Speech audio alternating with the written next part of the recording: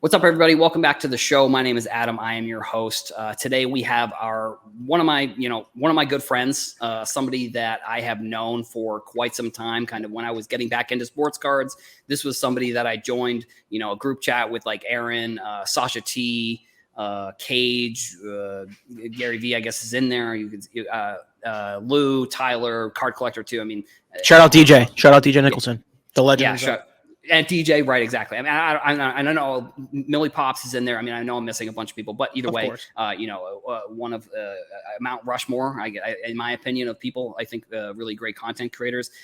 Lou Geneux from 1:37 p.m. from Card Talk, from a bunch of different things. Lou, how are we doing today? I'm doing well. Thank you for that intro. Yes, that group chat is kind of nuts. There's like a wild array of humans in there, and we've had it for going on. It'll be 4 years this summer, which is kind of nuts. Yeah. Same group chat for 4 years. Yeah, I think Aaron brought me in there. Aaron from Slapstocks. He brought me in there probably after the 2019 National. Yeah, we started at 2019 National. We were trying to get people in, and Aaron was like, "Oh, I got a guy." Yeah, nice. And that was me. There you go. That was extremely nice of him. I also want to give you another good shout out. I don't know if you remember this, but it was probably March 2020. Gary V, who you've worked for or you do work for, he was doing an Ask Gary V, and I think the sports card Q&A. Yeah, the sports card Q&A. Yes, that was right before COVID. I think it was either on Discord or we were in the group chat or something along those lines. And you were like, who has some questions? And I gave you my number and he called me, and I was just, for the next 3 days, it felt like my body was just vibrating. I was like, oh my God, this is crazy. I can't believe this. So that was literally I want to say 2 days before everything shut down. Yeah, it was March of 2020. I remember because I promoted it. I was walking to work and I made a TikTok or something about it. So I want to give you a shout out there because you were the one that facilitated me getting on that show. So that was that was a ton of fun. And then we met finally at the 2021 National. 2020 obviously was canceled. So you guys were super nice. I watched you guys do the live card talk at the National booth. That was a ton of fun. So I guess we'll get right into it. For you, sure. How would you describe yourself in the hobby, I guess? How would I describe myself in the hobby? Oh, interesting. I don't know. I think that I am, number one, my interests change every 5 minutes. I go from I get excited about new things and I dive into them full boat. So cards is fun for that because it's the layer. It's a layer on top of a layer. So I get into F1 and it's all right, cool. I can get into the cards now, or I can get into the memorabilia now, or we talk about tennis on our show. We talk about the most random stuff on our show. So for me, I think where I have fun in cards is the discoverability of everything. Right now, my new mission is finding out what the best Aurora Rivas rookie cards are. So I'm diving into that. I'm trying to figure out the exquisites, the whatever else. I don't even know what was around back then because that was in between the times where I was in cards. So that's cool. I like that part of that the whole thing. Yeah, there's discoverability. That's for me too. I think when it comes to content and stuff along those lines, when I was getting back in, I kind of was just learning about something, and then I'd create a piece of content about it, and then half the time people would be like, no, you're literally completely wrong about this, and I'd have to go back and learn more about the subject. So that actually helped me learn a lot about the hobby. For you, when it came to I guess content in general, was that something that you always expected you'd be doing when you got back into the hobby, or was it something where it just kind of, not necessarily fell into your lap, or is it something that kind of came together unexpectedly? It kind of just happened randomly. I was not the on camera guy. That was not my energy. I used to get nervous when we were working, when we'd be at work and I'd be on Daily V or whatever, I would get super uncomfortable and be nervous about it. So that was never my life. Honestly, it really came out of boredom. We were just at home during COVID and it was all right, let's just get this thing going. So that was where it started. Yeah, I'm definitely not. I never thought that I would be doing content or public facing in any way. Yeah. So when it comes to Right. So when it comes to like Card Talk and the podcast and all that kind of stuff, what are the origins, I guess, of the show? I Yeah. think it's one of I feel like when it comes to podcasts, like you always hear the conversation or the topic that's like most podcasts don't make it past 5 episodes, and that there are like hundreds or thousands made every single day. So like, what were the origins of the show like when you were kind of getting started? So it really originally was, we were at the 2019 National, Tyler and I were walking around kind of being like, oh, like there's not a lot of content being made that's not from like a hardcore hobbyist perspective, right? Like back then, the only podcasts that were around were people who have been in the hobby for a really long time, and they were making great content. But a lot of it was either very collector driven, like hardcore in the weeds, or it was very data driven stuff, like which is what Aaron ended up really doing pretty well. So we were just trying to figure out like what we could do. Do we want to do something? Do we want to write? Do we want to do videos? Do we want to do a podcast? Whatever, we get back to New York. It was busy times right after that. That was the fall of 2019. Super busy, a lot of stuff going on. And then, like I said, like we were in COVID, we were kind of trying to think of something to do, like literally just something to do with our spare time. And it came back up, and we thought to ourselves, all right, me and Tyler were like, all right, we want to do this. Who is the best possible person that we can get to join us with? Because obviously Tyler and myself have not been in the hobby for as long as a lot of other people, and we don't know everything. I think I continue to learn things every single week on our show, and Ryan was the person we thought of as the perfect fit for us. He fit in really well with us. We got along really, really well. And luckily he said yes. So that's kind of the origins. And we've done our 1,000 test shows. We've talked about that in the past. We're trying to find those tapes. I want to get our first test show more than anything. It would be the most embarrassing video of all time. Love that. And then you guys had, Card Talk Live. That was like a live show that you guys did. That was like 8 or 9 hours. And you had like Pat McAfee, and you had like Kendrick Perkins. Am I correct about that? Or was it not Yeah. So like the name, pretty big celebrities. I mean, it was something that I was, really impressed watching, like seeing, and Pat McAfee almost like showed his balls, I think, or something. He was wearing like, he was thighs shorts out for the boys. It was good stuff. That was hilarious. And so, I've heard, you've talked about kind of your origins within sports cards in general too. And, I've heard you talk about like buying Topps Chrome boxes during, LeBron's rookie year. Bowman Chrome. We were buying Bowman Chrome. Bowman Chrome. Yes. So because we were baseball, but my dad was a baseball guy, right. So that was the connection.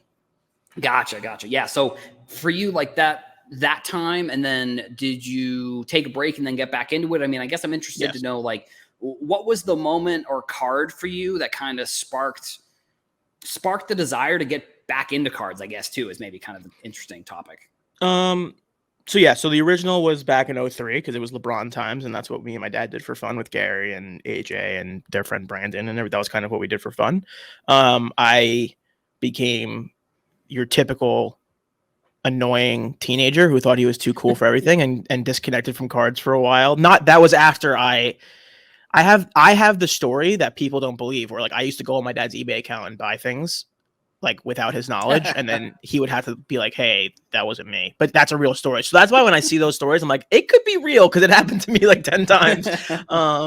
But what made me get back into it, honestly, was really Gary. Like it was 2017-ish. He went out to the National in Cleveland. He came back and he was like, listen, this is really fun. Do you remember doing this? Like, let's go to a show, blah, blah, blah. We ended up going out to a show on Long Island, that East Coast National show at, I forget what the name of the college is, but that's where it was. We went out there, we hung out for the day, and I was like, oh, this is really, really fun. And then from there, we just dove back into it head first, Yeah, and I don't want to sound like I listen to every single thing, every single podcast, but like they're just stuff that I remember listening to throughout the years. Like I feel like it was either an Ask Gary V show, or it was like some show where you and Tyler were talking about like flipping women's USA cards during the World Cup. That was the first flip I ever had. Yeah. So, and that's actually one of the clips that I remember when I got back into cards. Like that's actually one that I remember, because that's kind of what brought me back in as well. Because I was playing a lot of like Madden and MLB The Show. Mm-hmm. And with MLB The Show, you can buy and sell the cards on like your computer. And I was doing that. And then I heard you guys talking about flipping those cards, I'm like, okay, so what I'm doing in MLB The Show, there's got to be a way to sort of do it in real life. And that's kind of how I dove back into cards. So, that clip too, like for you, like, was that an early moment of when you were back into cards, or had you kind of been going to those shows and back into it once that clip had kind of come out? Those were the first things that I actively decided to purchase and hold for selling, because it was the World Cup was coming up, and I was like, the Women's World Cup, this is the national team, this is the squad, let's get into it. I honestly, it's so funny looking back. Like, I want to say we spent like $92 in total on like 20 cards. And like, I didn't buy an Alex Morgan because it was like 120. I was like, $120? Like, what are we doing? Right. Just funny to think back on that stuff. But wait, what was your biggest flip ever? Because I used to flip FIFA cards. Like in MLB, well, I guess in Madden, there was this, like, I'm trying to think of what year it even was. Like, it was, let's see, probably like Madden 2016. Mm-hmm. There was this thing, Madden Ultimate Team, called the Ultimate Cards, that came out at the end of the year. Yep. And you had to get the card, you had to collect all of the cards of that position. So like Crazy. And the kind of the way that not to get super deep into it here, but like the bronze cards were usually put into other sets, or you just got rid of them. So like they were pretty rare. So like the players that were in like the 50, 60, 70 range in terms of, you would just burn them. Right. Exactly. So like when you got to the end of the year, I remember for like, I think it was like the punter card. Like I had saved a bunch of the bronze punters, and like I bought them for like 10 coins or something. And I sold them for like hundreds of thousands of coins because like because they did it the year previously. And I mean, that was even the thing for me for playing those games. Like I never even really I did play the game. I played like the online brackets and stuff, but like I just enjoyed playing to like make stubs. Like I would buy a team and I would play with them for a couple games, and then I would just like sell all the players. And like, I feel like how I am sometimes in cards, like, except for I do hoard cards a little bit more probably in real life than I did in the game. But either way, yeah, I mean, that's probably like for any OG Madden Ultimate Teamers, like that's probably like, and I remember it was so funny because I was like, I scheduled it because I knew the card was coming. It was like a whole thing. Like it was, it's a little bit, it's pretty deep in terms of like where you get into it though. So like for you, do you remember stuff like that? I mean, I'd love to hear a story from you too. Yeah. I mean, like I used to do that with FIFA all the time. I never really, it's crazy. I never got into the Ultimate Team, 2K. What's it called in 2K? I think it's just My Team. I'm pretty sure. My Team. I never got it. That was never my thing. I was always a career guy. But with FIFA, I used to play because my friends all played or whatever. And I remember one time I paid, I had like coins or whatever. So I bought like a regular pack, and I got, again, I'm not gonna remember the name of it because it's been a long time, but I got what essentially was like the best Ronaldo card that was available in the game at that time. Love that. And when I first got it, I was like, oh, this seems like a cool card. Whatever. Like I'll throw in my lineup. This is awesome.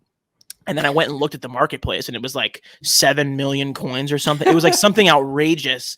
And I kind of didn't know what to do. I kind of froze. It's actually a classic card. So I kind of froze up when I realized what I had. And I was like, all right, do I sell this? Do I wait? What do I do? And I ended up just selling it, which I probably should have taken those lessons with me to cards. But I did end up selling it right away and made some good cash there, but it was fun. And that was when I was like, wait, there's like a whole marketplace. And then I remember they ended up like shutting down all those marketplaces after a while. That was a wild time.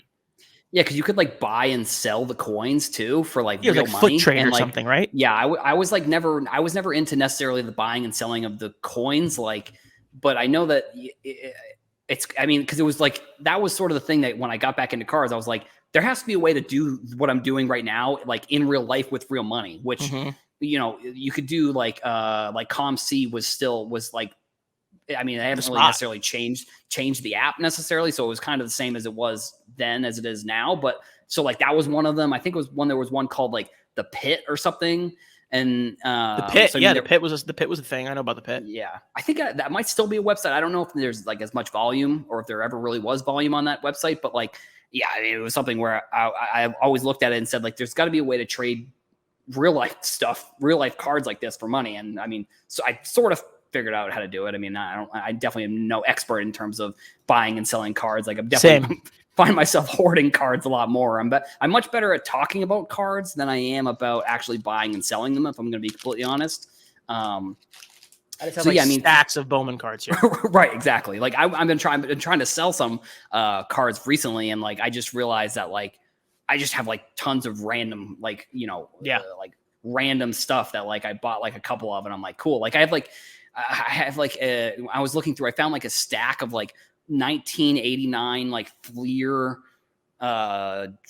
Phil Jackson coach cards. Like it's really just like it's random stuff that you end up finding like every time when you're going through and trying to sell stuff. So I mean let's go back to the show for a little bit. So the show, like you said, you kind of sort of you weren't expecting it to really kind of, I guess, or maybe you did. I don't know if you expected it. Sort of what were your goals for the start of the show, and have those goals changed? Like what are your goals now, I guess, is maybe kind of the other part of it.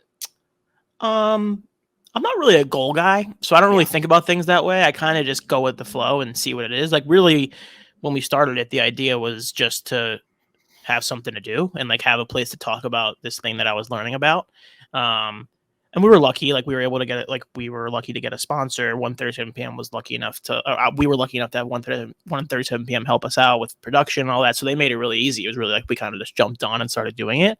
But now it's really, I kind of just think of it as the 2 hours a week. Cause we get on at like 9 o'clock in the morning. We go until like 11. Like it's 2 hours a week where I get to hang out and talk about cards in a place where I don't talk about it anyplace else. Like I have one or two friends that I talk to on a day-to-day basis about cards that aren't, Ryan or Tyler, but for the most part, that's where I talk about those things. And that's where I get to sound all that stuff out and think about it. It's also, I think cards is a vehicle to talk about sports, which I don't get a chance to do very often.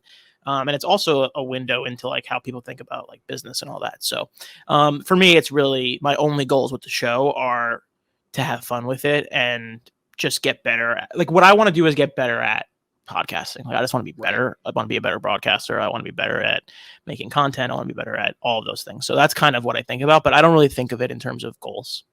Yeah, I agree with kind of all the points there. I mean, the getting better at broadcasting, interviewing, all that kind of stuff is definitely, goals for me too, I think as well. And so you guys were just actually at Bleecker Trading, right? You did a trade night for episode 137.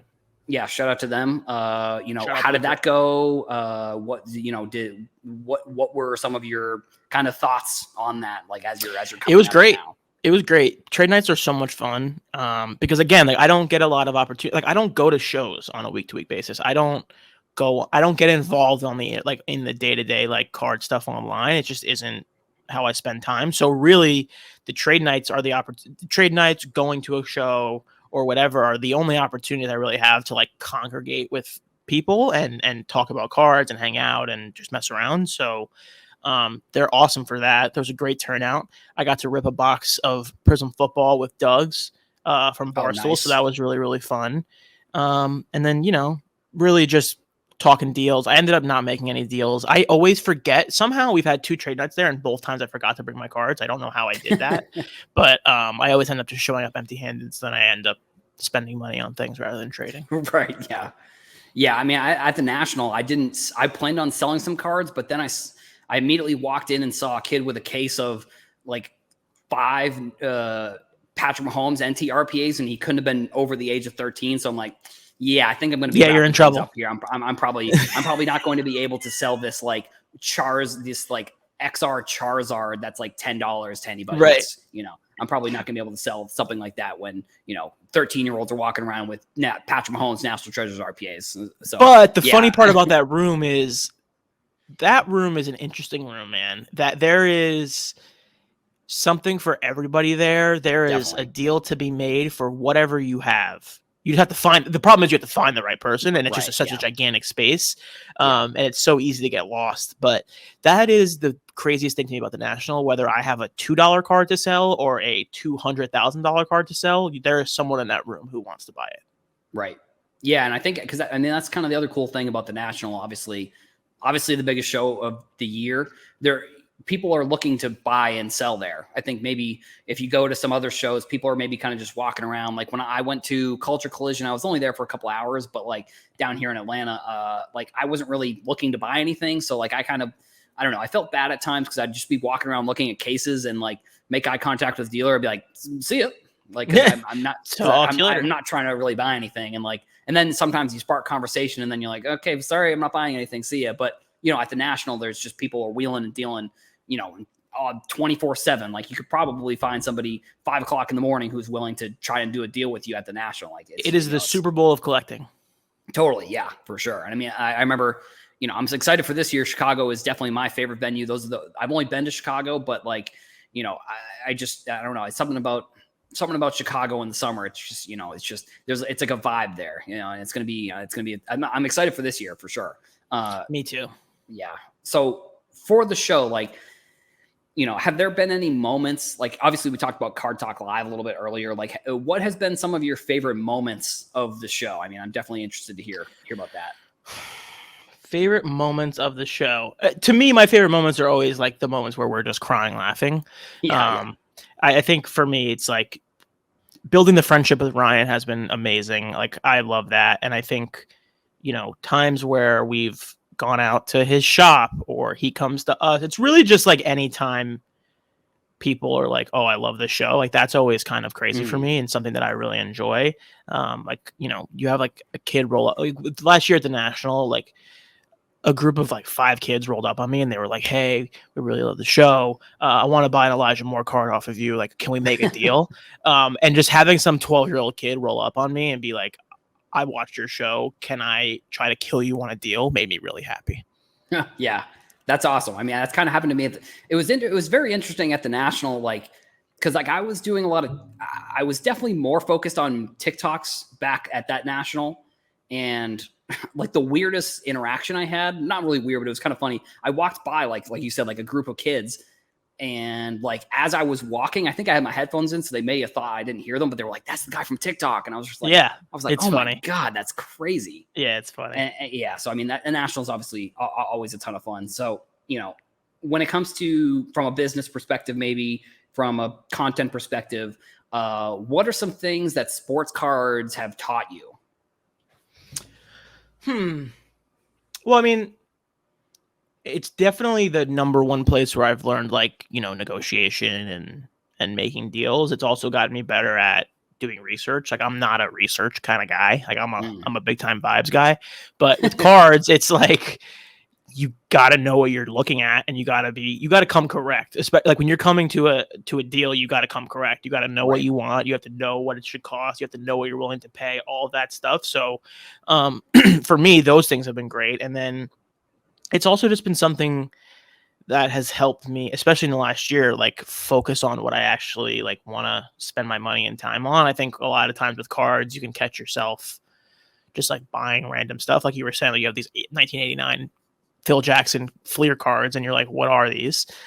So for me, it's been helpful in the last year to figure out what I actually want, what I actually want to spend my money on, and what I want to like just get rid of. So all of those things have been really cool for me.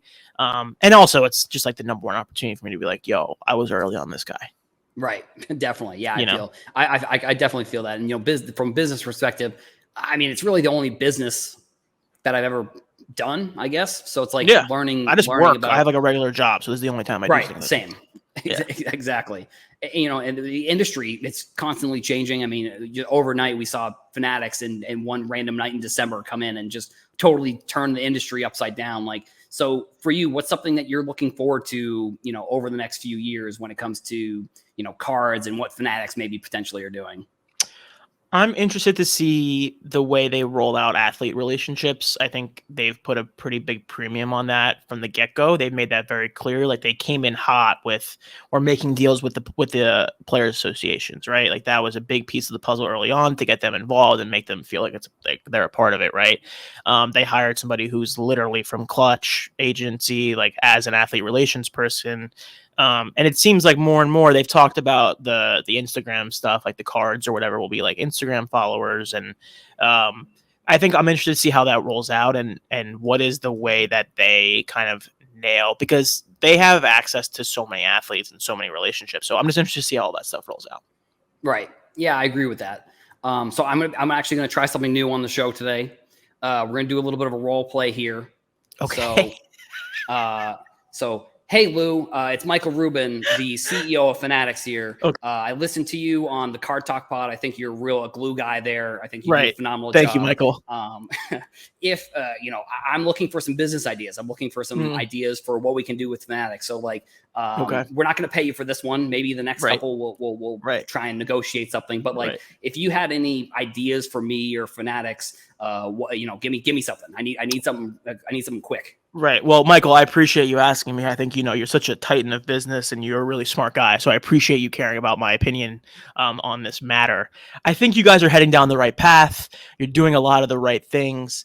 If there's one thing that I would love to see, I would love to see what is the breakout, defining the breakout of the release schedule, I think is an important part of the process. I think right now, a lot of cards releases just kind of happen, and they've mentioned, you guys have mentioned recently that you have a pretty good grip on the release schedule going forward. So I would just like a little bit more clarity on release schedule and maybe even tightening it up a little bit.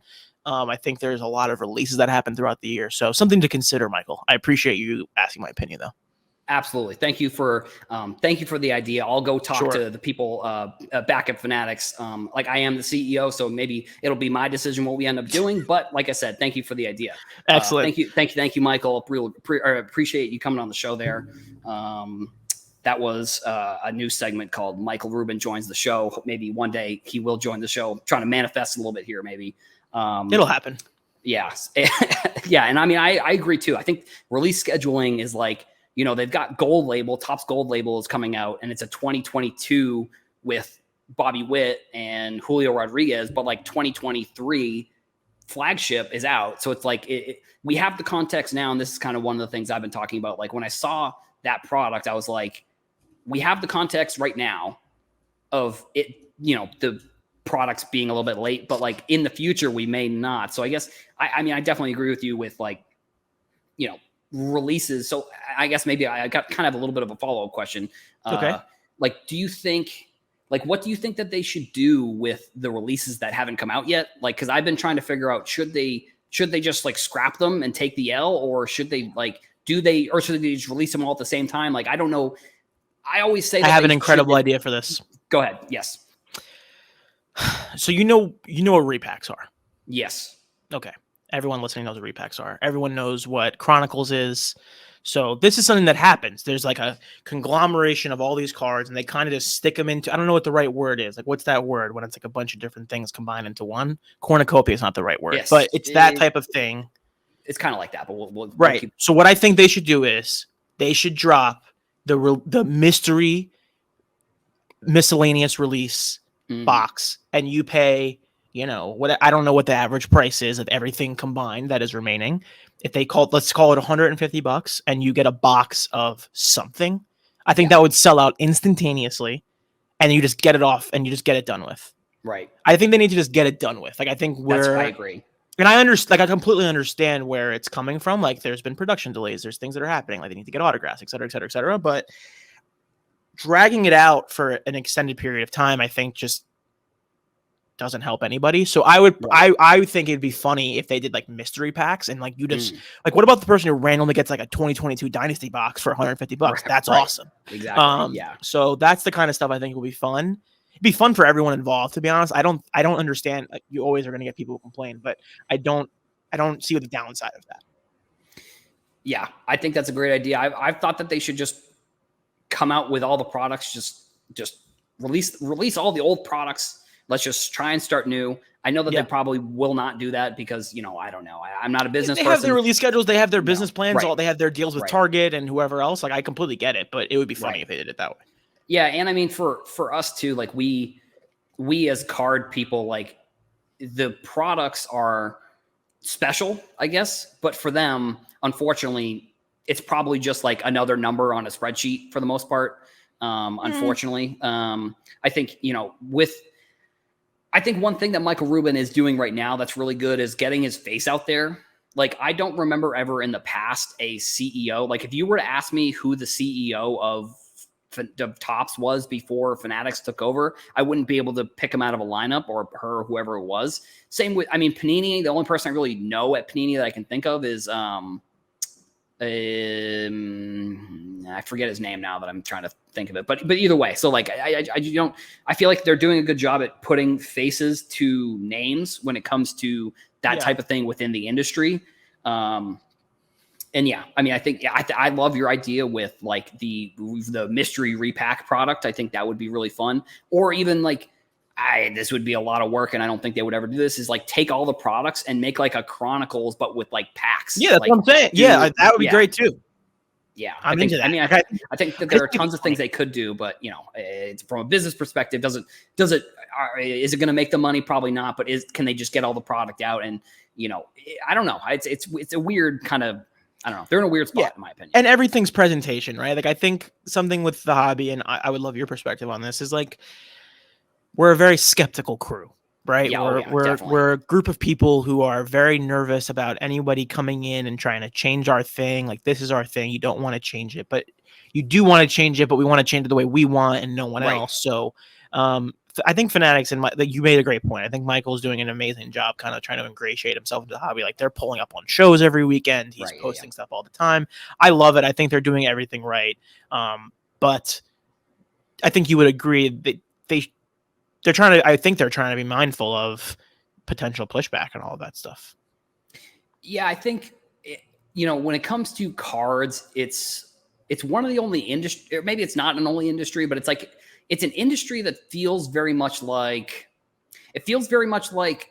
a band that nobody else knows about. That definitely, only that you feel like you only know about, but like when everybody else finds out about it, you're like, I knew about that band when they were doing shows at that random music hall, and it's like now they're doing shows in stadiums or whatever, and you'd think that maybe they're not as good, but it's like I feel like it should be more where it's like we should be excited that our band is going out and doing stadiums now, but and maybe it's more of a content business perspective from me, because like that just means there's going to be more people that are hopefully interested in sports card content. So like maybe that's why I like the growth of the industry. I mean, I can see the other side too, where people, I think a perfect example is like they bought hobby boxes of whatever product, and now they're spending 3 times what they were before. And it's like, that's because there's more people and the demand is higher.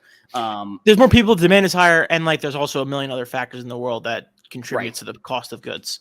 Right. Exactly. Yeah. So I just in general think, sides. Yeah, I 100% see from both. I completely understand someone who just loves their hobby. They love the way they've been doing it for 25 years and they don't want it to change. I think another thing Fanatics is trying to do very well is they're not trying to take that away. They want to keep that the way it is. They're just also trying to bring other things up at the same time. So I have a very positive outlook on the whole thing. Right. Yeah. Same with me. And I mean, five years down the road, like we don't even know. Like, so that's kind of the other thing. It's like I think as much commentary as there is in social media and on the internet, like nobody knew that Fanatics was going to come and buy all the licenses. So it's like, who knows? That was the craziest news of all time. The morning it was like literally like 10 PM on like a random like Tuesday in like a December. Right. It was definitely crazy. And I mean, so speaking of kind of newer products and kind of something that you focus on is like finding these newer products. So like the Topps just announced the Bowman Chrome basketball, which they had before, but now it's going to be licensed. So, is that Bowman something that basketball. Bowman U basketball, right? Correct. Is that something that you've looked into? I mean, depending on when people are listening to this, Caitlin Clark may be a national champion. Maybe they unfortunately lost. But I'm thinking they're probably going to win. But LSU is pretty good too. But yeah, Caitlin Clark. I mean, watching her, it's like it's just like watching the game was like she was playing. It was like no one could guard her. Like I love that she just chucks threes too. What was she, like 5 for 17 or something? I love it. Yes, so funny. Just keep chucking. She's very much like Steph Curry in a way, where she just dribbles, and especially it's funny because like she'll just dribble down the court and like 5 seconds into the possession she'll just shoot a three. She's making them 50% of the time. So it's like, who's to say like she shouldn't? Totally. But then it's also funny when she comes off the court, the team is kind of like looking around, like looking for her. They got to find a shot maker, right? Yeah, right. Yeah, exactly. Yeah. So like for you, like is that the kind of the switch. That's one of the big switch I think that Topps has made here is the football and basketball. What do you think of those like Bowman Chrome U products? Like, is that, it's maybe not necessarily an underground thing or something new, but like, what do you kind of like, what do you think of those products in general? I think it's dope. For me, I'm not as big of a college collector as other people. I never went to a big college. I mean, like, I've adopted Georgia as my team just because my sister goes there. But for me, it's just as far like the way I see it as another release, and I see it as another piece of just the sports calendar. Really, it's like, who are these people in college that are really cool? And the other thing I think that's interesting about it is the NIL aspect of the whole thing. I think NIL gets talked about like too much sometimes, but right. For the purposes of this, I think the person on like Caitlin Clark's not a good example because she's a superstar, but like I'm trying to think of like the Iowa punt returner who has a crazy touchdown that no one cares about except for Iowa fans. That person has a chance to get I'm using football in a basketball, but you know what I'm saying? Like the tight end, the punt returner comes in. Who's Braxton Berrios. If you went to Miami, you love Braxton Berrios because he was this amazing player for your team. Not necessarily the most sought after card in the world, but for fans of that team, I think that's the interesting part. College, the cool part about college sports is all the stories of all the random players and the 4-year guy or the 4-year girl or whatever. So I think that is an opportunity that can be interesting. But outside of that, I don't think of it differently than any other product. Right. Yeah, I think I mean, I guess I may be on the other side. I think it's going to kind of change. I think it's going to change the way people view college cards just because, like, I think the big difference is that the college cards are the licensed college cards of players in college. Like, I think if a Bowman U product had come out when Zion and Ja were in college, like that would have been the biggest, I think that would be the card that people are chasing versus like their Prism card. You think?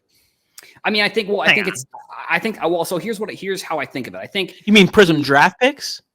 Well, so like hypothetically, if this Bowman U Topps Chrome product came out when Zion was at Duke, like it is like how it's coming out now, like I think it would have been a much bigger product, and I think like it would have been a much bigger deal to people because like I think the thing about rookies and prospecting is like, the reason college cards, people don't like them that much is because if they're going to prospect on a player, that player is already on a different team. Like, so like if you're a Duke fan, you don't necessarily want to get a Zion Pelicans. Oh, interesting. I don't see. Interesting. Because he's not on Duke anymore. But if you're a Duke fan and Zion's playing for your team, then you want to collect that card. For sure. Right. So, I mean, that's just, I think it's a big set. I'm pretty excited for the basketball. I think it's dope. I think it's really cool that college collectors have like another thing to collect and they have a thing that has their logo on it that they love so much. Cause that's what we've always said. Like, I thought you were going a different place. Like, cause I still think ultimately when Zion gets to the league, his Prism is a bigger card than his college. Like his NBA card is bigger than his college. That's just the way it always is. I don't think that's changing, but I agree with you that the college collectors have more to chase during the year, which is cool.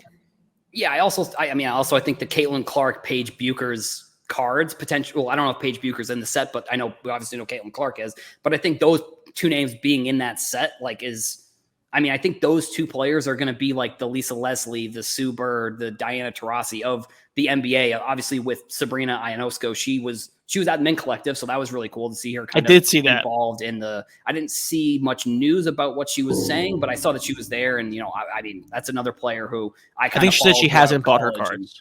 Okay, yeah. So I mean, still.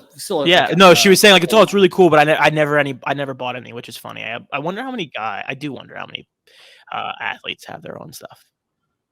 Yeah, because I mean that's another thing on social media we've kind of seen recently. I mean, Daniel Tilio, I think he's a pitcher for. I think he's on San Diego now, potentially. He used to be on the Royals, like in the Royals system.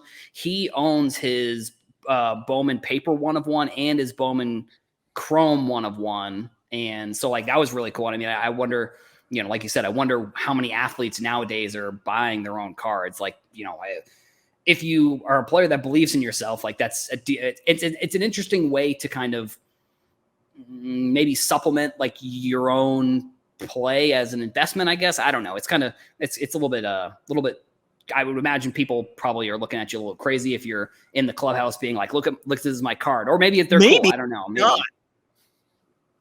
I mean, maybe nowadays it's a little bit different. I'm imagining previously maybe it was a little bit crazy, but nowadays it's probably a little bit different. Yeah. So I mean, for you, speaking of like buying and selling cards, like do you have any cards that you sold that you regret selling actually? That I regret selling. Not from like a collection perspective, just from like a monetary perspective. I'm sure there's been some. I mean, there's been multiple that I sold too soon on.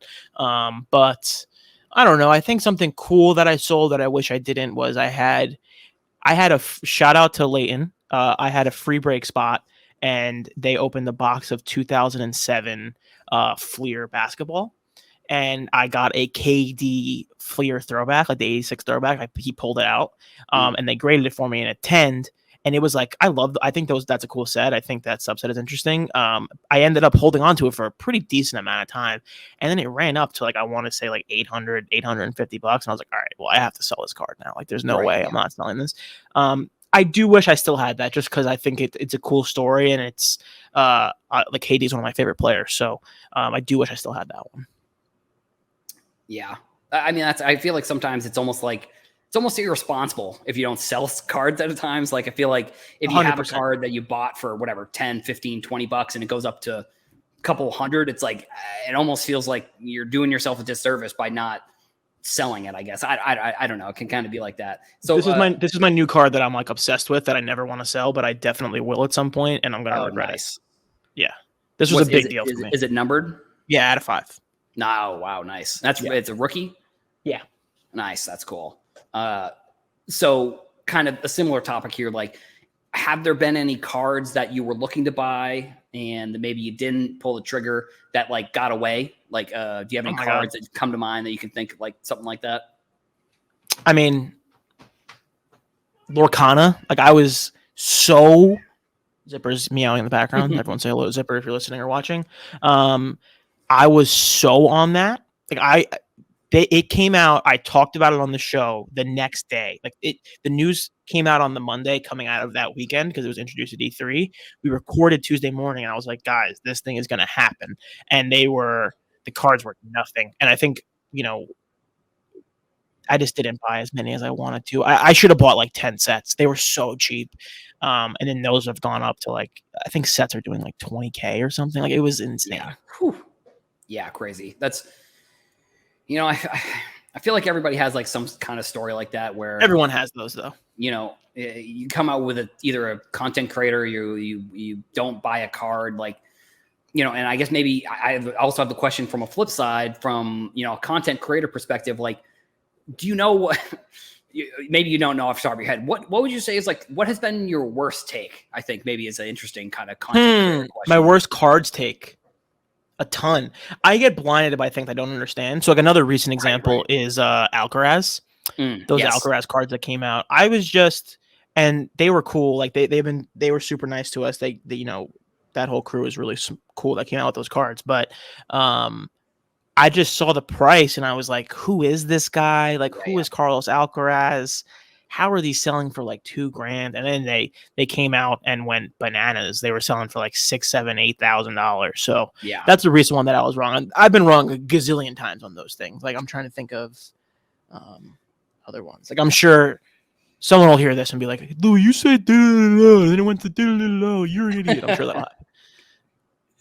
Hey, well, I mean, honestly, I would rather people remember stuff that I'm saying than not remember. So like, in a way, I guess it's maybe a positive that people would be like, you said this and you were wrong. It's like, well, yeah, maybe. I also say a lot of other things that people don't listen to. So I mean, like I was kind of that scenario. I was obsessed with this guy, and now he's out of my life. So I don't really know. I guess that's an L. Yeah. So I'm sure there's a ton of L's around this room that I'm sitting on. yeah. You're just sitting in L's apparently. Yeah. So that, the Jordan card, is that like, would you say that's the card right now that means the most to you in your collection? Definitely. The Astros are my team. That I love the Astros so much. No team has ever brought me as much happiness as the Astros have, especially in the last few years. And Jordan's been a key piece of that. So yes. It was more than I expected to spend on. Like, coming into the season, I wanted to have a really good Astros card, and I looked around, and Bregman's my guy. I love Bregman, but he doesn't have as many things. And I think Jordan is just like a one of one. Like, I think he might be the AL MVP this year. So I was very excited to jump on that one when I could. Yeah, I feel like he's like sneaky, like one of the better players in the league. Like I think maybe in the card community people talk about him, but I feel like, and I don't know, maybe it's more just like from an MLB perspective. There's a lot of like older players who are kind of on the tail end of their careers. So like people are trying to hold on to the good players before they leave. And they're not as maybe focused on a player like Jordan or. Well, he's an Astro. That's right. And that also could be the case, unfortunately. Yeah. I mean, from coming from, I don't mean to, like, I was on Hobby Hotline just like an hour ago talking about, being a Boston fan and us winning all the championships. I don't love, bringing it up all the time, because it doesn't make me any better than anybody else. But at the same time, it's like, I don't know, the Patriots are in a similar boat where, Patriots, Astros. And I mean, obviously you as a Jet fan probably hate hearing that comparison, but it's a good comparison though. Yeah. You know how happy it makes me to think that people think one of my teams is a dynasty like the Patriots? Are you kidding me? That's like my dream. I did get into an argument with some of my friends back home like a couple years ago about the Patriots. And I was like, come on, guys. Like they did some shady stuff. And everyone's like, no, they didn't. And I'm like, come on. Just admit it. Just admit it already. We did it. We did it. We won. Whether the championships are taint, the banners will fly forever. So that's all. Flags fly forever. If you are not a fan of the team, you are more than welcome. It makes a ton of sense why people would hate the Astros. I'd be jealous of the Astros too. I'm extremely jealous of the Patriots. Like that's just what it is. That's fandom. Right. Yeah. So I have a couple last questions for you. Sure. So like, well, I guess we'll start with fandom. I guess that's kind of a good kind of conversation. Do you think that fandom sometimes can, do we wear rose-colored glasses sometimes within the card community when it comes to fandom of our teams versus like, whether you're prospecting or picking up a player, like how do you think that affects your decisions and kind of our decisions just in general?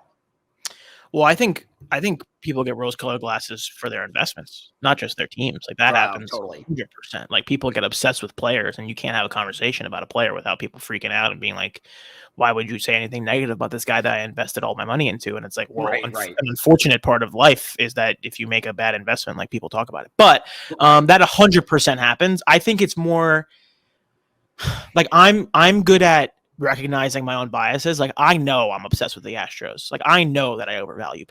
I was paying. I'm not going to not to pull the card up again, but like, I was overpaying for Elijah Moore. Like you wouldn't believe. Like he was Jamar Chase. Like it was ridiculous. So I think it's just important for you to recognize your biases going in, right? Like when I talk about the Jets or I talk about the Astros or whatever, like I don't anticipate. I mean, at least I hope people understand that I'm speaking from a place of fandom. That is where I will always speak from. And I think that's where everyone speaks from. We are not journalists here. We are not serious commentators, whatever. Like we're all just having fun, and you can be objective while also having fandom at the same time. Yeah. And I mean, I think that too, I think that's one thing that has changed my opinion on sports, like cards in general. Like I feel like I just root for more players than I used to. Like, and maybe that could be a Boston thing where I'm not necessarily rooting. Well, I am rooting for the teams to win championships, but I'm not like living and dying by like them every single night like I maybe was before. Well, you're spoiled now. That's why. Yeah. Maybe that could be the case, and maybe that's why I can look at like Ronald Acuna, or I can look at like a Juan Soto, and I can root for them to win championships because they're young players in the league, and I think that also helps sports cards too because they're players who, whether we like it or not, they're the ones that are sort of running the hobby, I guess. Like young players and young players succeeding are very important to the hobby. So like if we went through like a 2013 draft class for quarterbacks, like that's probably going to be pretty bad for the hobby. I'm going to pull that up real quick while we're talking because now I want to see it. Which actually now Geno Smith's actually has turned his career around. But like if the Marcus Mariota, Jameis Winston, like if this is a tough draft. If Trevor Lawrence turns into Jameis Winston, we're in for some trouble, I think. Like now, granted, the cards are obviously going to be a lot different, but like if Justin Herbert, Joe Burrow turn into Marcus Mariota and they're getting cut by the Falcons for Desmond Ridder, like we're probably in a little bit of trouble when it comes to cards and investments, unfortunately. When do you think it's appropriate to stop talking about that as a potential down the road thing and as a thing that's happening in front of our face? Like, I think there's a pretty clear separation at this point between Burrow and Herbert, but people don't talk like that. Well, I think when it comes to Burrow, like he's been in a Super Bowl now. Granted, I think you look at like if you look He's at been Dan in a Super Bowl, Marino, been in bigger playoff games, played better in bigger playoff games. right? I also think too it can be interesting because and I don't want to compare anyone to necessarily Peyton Manning, but like Peyton Manning played terrible in his rookie year, and then look at what he turned into. So I guess it's always tough. I think it may even just be honestly a conversation until like the player maybe retires, to be completely honest. Like it's hard to really it's hard because then also you look at like John Elway or Dan Marino, like they didn't play well in their first couple seasons. I think like Dan Marino, like if a player, I forget if it's Dan Marino or John Elway. I know it's one of the two, but if a player played like them now, like if Trevor Lawrence came out and played in his rookie year the same way, they would be absolutely crucified on whether it's social media or in the media or whatever. But it's like, I mean, even Trevor Lawrence, for example, like he didn't play that well his rookie year. Second year gets a new coach. So I do think it's all sort of, it can be very situational based too. Like Brandon Staley, the coach for the Chargers, he might just be bad. And if they bring in somebody who's like, I don't know, if they bring in a different guy, like look at, who's the coach for the Jaguars? What's his name again? Doug Peterson. Doug Peterson, right. Like he was the coach for Carson Wentz when they went to the Super Bowl. So, and when he won the MVP. So it's like, you look at that and you say, like, if there's just a different coach that they can bring in, maybe somebody can turn their career around. I don't know. It's kind of along those lines. But in the meantime, and this is what I've been saying about Herbert this whole offseason is like, and I love Herbert. Like, I actually think he's a really talented guy. I think he gets way more slack than he deserves, considering the outcome of his game so far. And I think people talk about him like he's on the level of Burrow, and he's just not. Like, I think he could get there. It's very early. He's 2 or 3 years into his career, whatever. But in the meantime, until he gets there, which hopefully he will, and nothing would make me happier than Justin Herbert being an elite quarterback and winning a bunch of – well, we're in a little bit of a different era now. I want him to suck because of the Jets. But nothing would make me happier than seeing him succeed. But I think in the meantime, we need to act appropriately, and we need to talk about these players and their cards and the prices of those cards accordingly. And I don't think that happens. I think we give our favorite young athletes too much runway while their prices continue to rise. If that makes sense. Yeah, I think that makes complete sense. And I think that's just the nature of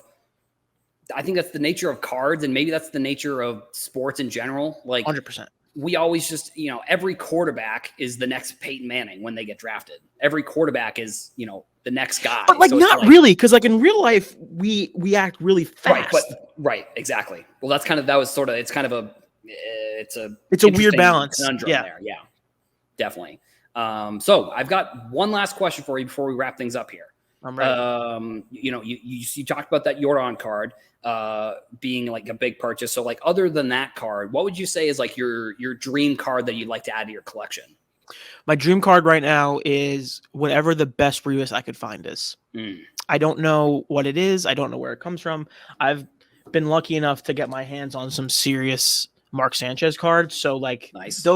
That Jets era is like my era. The 2008 to 2012 is like my prime time Jets when it meant the most to me. I've never cared about it. I never cared about anything as much as I cared about the Jets in that period. So, the Sanchez's, the Revis's, the Braylon Edwards, Santonio Holmes, David Harris, those are all my guys. I want to get the nicest possible cards of those Jets that I possibly can. Love that. Yeah, I mean, and so that era, how old would you say you were when that era was kind of? They went to the AFC Championship game in 2009. I was 15. Yeah, I think it's the same thing with like, I feel like sports and music are very similar where we always romanticize it's when you have the most time on your hands. Right. And and it's just when everything is new and everything is fun. And then when you get older, it's like you realize, maybe high school wasn't so boring after all. You sit there in your third period math class being like, let me get this over with. And then get me out of here. Now you're sitting at your desk at 3 p.m. like, wait, can I go back to that math class? It's like, well, what about when school ended at 3 o'clock? The day was over at 3 o'clock. Oh my God, that was crazy. And it's also crazy to think like high school actually prepared us for real life way more than college did. Like you have to sit there all day doing something that you know, maybe if you're lucky, you enjoy, but like, and you know, out at 5, out at 3, but yeah, like you said, you're out at 3 o'clock and then you have the rest of the night. Like granted, you know, if you're showing up to high school at 6:30, it's like you're barely even awake at that point. Like you're still got your like. It's actually so crazy. It's so crazy to talk about. Like I would get to school at 7:50 every day. My first period was at 8:10. I would be done at school by 2:30. I would go home, and then I would just play video games for like 6 hours every day, every single day. Yeah, and if I was lucky, I'd write down some of like the algebra equations that I had for homework. And if I was unlucky, I was just like scribbling random things on the piece of paper 10 minutes before the next period was supposed to start. Like it is. I don't know. I guess this is a sports card podcast, not necessarily an education podcast, but it is crazy that like they expected us to learn like Spanish at like 8:30 in the morning on like a random snowy Wednesday in like January. Like that's it's like go learn Spanish, then go learn economics, then go learn chemistry. Yeah, we had to learn all of these things, and then go to gym class, and then when you're sweaty from gym class, do like video production. That was pretty much my day. And then here's a chocolate milk at 11 o'clock. Go like you know, go like I said, go learn Spanish. Here's a chocolate milk that your body doesn't know how to process yet. Like here's a chocolate milk pizza. Like it's great. Oh my God, that's funny. It's great. It's great. Yeah. So I mean, what about you? Wait, what's your biggest card? Oh, my biggest card. It changes a lot. I would say almost on like a daily basis. It really just kind of depends on what I'm doing. Like, so I mean, honestly, like the Caitlin Clark 1 of 1 coming out of like the Bowman Chrome product would be like an amazing card to own. Like the Bowman Chrome tops the Superfractor Auto. So like today it's that. Tomorrow it could be, you know, if the Patriots trade for Lamar or something like that, it could be like the black 1 of 1 Lamar. Like it really just changes. And I mean, I think that's the great part about cards in general. Like there are so many cards that you can just own. And I mean, it's always, like I said, it can always change and you never really locked in. Like you don't have to be locked into anything if you don't want to be. I mean, kind of similar for me too. Like actually just going back to that, like, you know, 15-year-old era, like Devin Hester is one of my favorite NFL players. Like I have a couple jerseys and like he was one of the jerseys I bought when I got it for Christmas, not necessarily bought, but one of the jerseys that I had growing up because like I would play Madden and I played with the Bears online and he was a cornerback, but he had good catching and he was the fastest player. So I just put him a wide receiver. And I did the same thing with Champ Bailey. Like, right, exactly. Yeah. So, you know, it's or also Darren McFadden. Do you remember Darren McFadden? Yeah, he was a beast. Like I played with the Raiders in like Madden, like 09 maybe. And like must have been 08, 09. 08 or 09. And the Raiders were like, they were ranked 70th overall or something, but like you just play with them and they were like Super Bowl. They were like a Super Bowl team online. It was crazy. They were so fast. That's when they had like their whole team was just really, really fast. And that's all you needed to win at Madden. Right, exactly. Or I mean, like you know, I've been this year and last year with Boston getting a Call of Duty team. I've been really into like the Call of Duty League. So like getting like a low numbered Scump card or like a low numbered like Methods was a player that played for Boston that retired. That I'm wearing. They're playing today, so I'm wearing the shirt right now. Actually preparing for it.